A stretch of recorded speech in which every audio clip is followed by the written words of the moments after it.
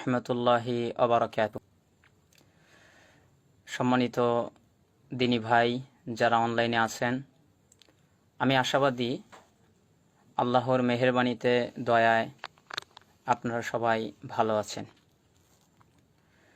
আমি হচ্ছি সেই অধম গুনাহগার মানুষ যাকে নিয়ে ফেসবুকে, ইউটিউবে প্রচুর পক্ষে বিপক্ষে কাদা ছুড়াছুড়ি চলছে।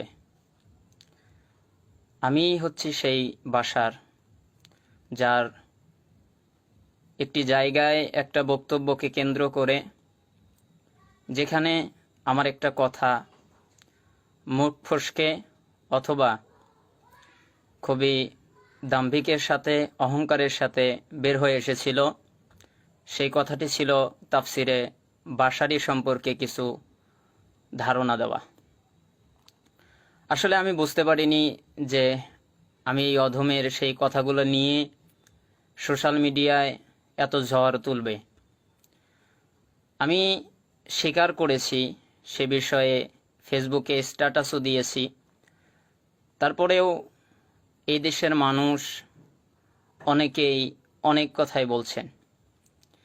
কেউ বা তুচ্ছ-তাচ্ছিল্যের দৃষ্টিতে আমাকে দেখছেন, তারা বলছেন, কেউ 17 বা 12 বা 18 বছরের পোলাপান বলছেন।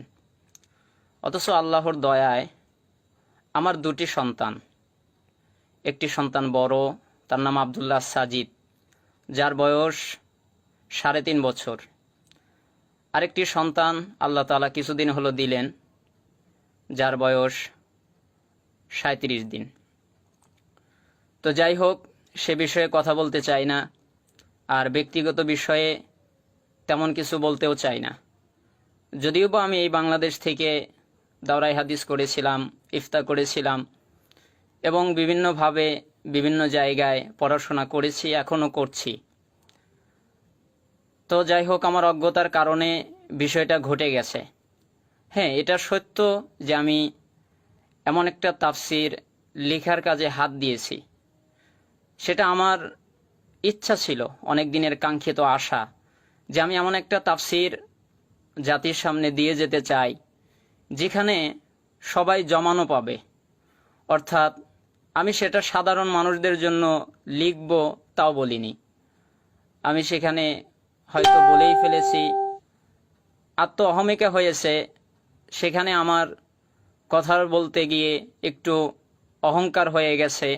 এ কথাটি সত্য, আসলেই ওইভাবে বলাটা ঠিক হয়নি। আমার আগের পরের বক্তব্য যদি শোনেন তাহলে বুঝতে পারবেন যে আমি সেখানে কি পরিস্থিতিতে কথাটা বলেছি।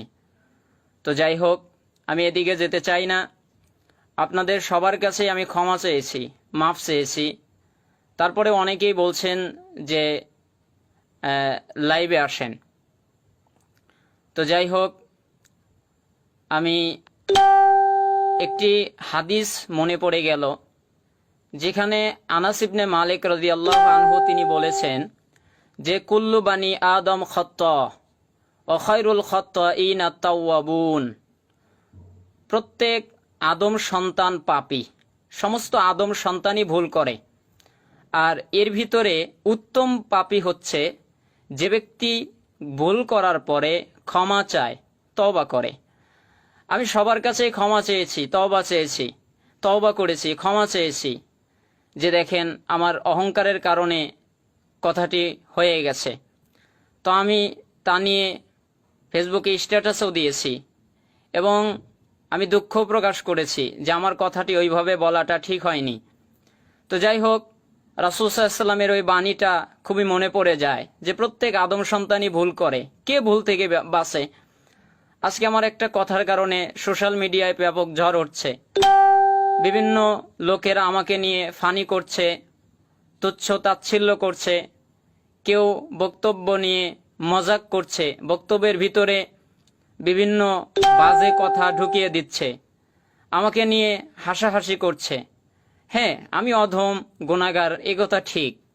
আমার যোগ্যতা অনেক কম, এ কথাও ঠিক। কিন্তু ভাই, আপনারা তো মুসলিম, আমিও তো মুসলমান।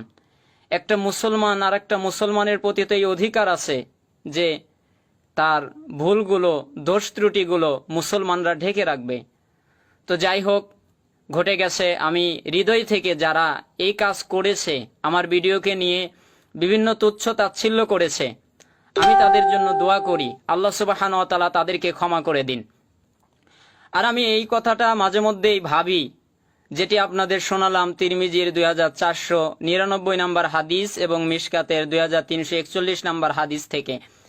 আবু হুরায়রা থেকে কিন্তু আরেকটি বর্ণনা আছে, যেটি রাসূলুল্লাহ সাল্লাল্লাহু আলাইহি ওয়াসাল্লাম বলেছেন, ওয়াল্লাযী নাফসি বিয়াদিহি, ওই সত্তার কসম যার হাতে আমার জীবন। ভুল বুঝবেন না, আমি কিন্তু কসম খাচ্ছি না, এটা আল্লাহ রাসূল সাল্লাল্লাহু আলাইহি ওয়াসাল্লাম নিজেই কসম খেয়েছেন যে ওই সত্তার কসম যার হাতে আমি মুহাম্মদের জীবন, তার কসম দিয়ে আমি নবী বলছি, লাউ লাম তুজনিবুল লাযাহাবাল্লাহু বিকুম ওয়ালা জাআ বিকাউমিন ইযনিবুনা ফায়াস্তাগফিরুনাল্লাহ ফায়াগফিরু লাহুম।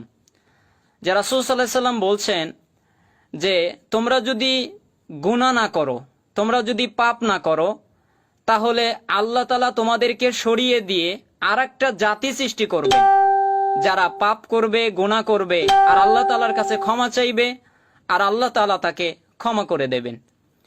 এ কথাটাও কিন্তু সহিহ মুসলিমে 2749 এবং মিশকাতের 2328 নম্বর হাদিসে এসেছে। আল্লাহ তাআলা দেখেন কত দয়াবান, তিনি বলছেন যে হে আমার বান্দারা, তোমরা যতই গুনাহ করো, ইল্লা মান তাবা ওয়া আমানা ওয়া আমিলা আমালান সলিহা ফাউলাইকা ইউবাদদিলুল্লাহু সাইয়্যাতিহিম হাসানাত ওয়া কানাল্লাহু গফুরুর রহিমা। তবে তারা নয় যারা তওবা করে এবং ঈমান আনে, সৎ কাজ করে, আমি তাদের যতগুলো গুনাহ তারা করেছিল সমস্ত গুনাহকে আমি আল্লাহর নেকি দিয়ে পরিবর্তন করে দেই। দেখেছেন ভাই, কত দয়ালু আল্লাহ, কত দয়ালু আল্লাহর বান্দা আমরা জানি পৃথিবীতে সবচেয়ে মারাত্মক পাপ, সবচেয়ে গুনার পাপ হচ্ছে শিরিক করা।